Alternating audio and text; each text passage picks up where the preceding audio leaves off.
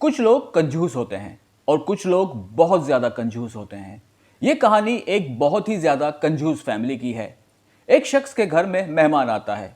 वो शख्स कंजूस होने के बावजूद दिल बड़ा करता है और अपने बेटे को कुछ पैसे देकर बाजार भेजता है कि जा बेटा, मेहमान आए हैं, गोश्त लेकर आ। बेटा बाप से ज़्यादा कंजूस हैरत से पूछता है, मेहमान के लिए गोश्त का खर्चा क्यों?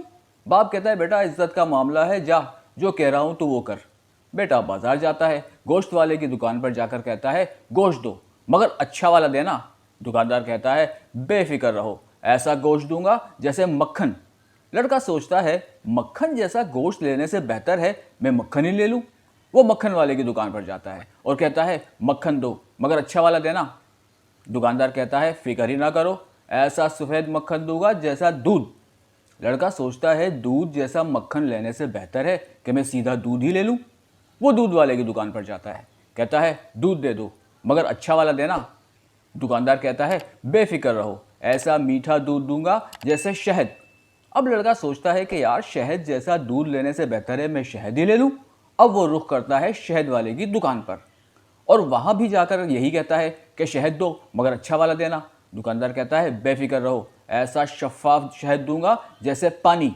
लड़का सोचता है, पानी जैसा शफाफ शहद लेने से बेहतर है मैं पानी ही ले लूं। और पानी लेने की क्या जरूरत है, घर में पानी बहुत।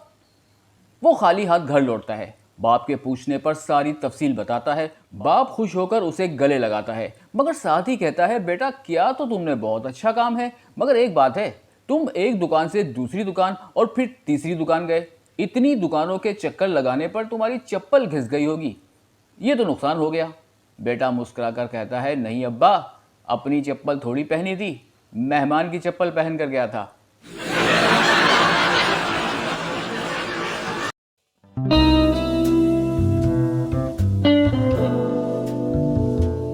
Thank you.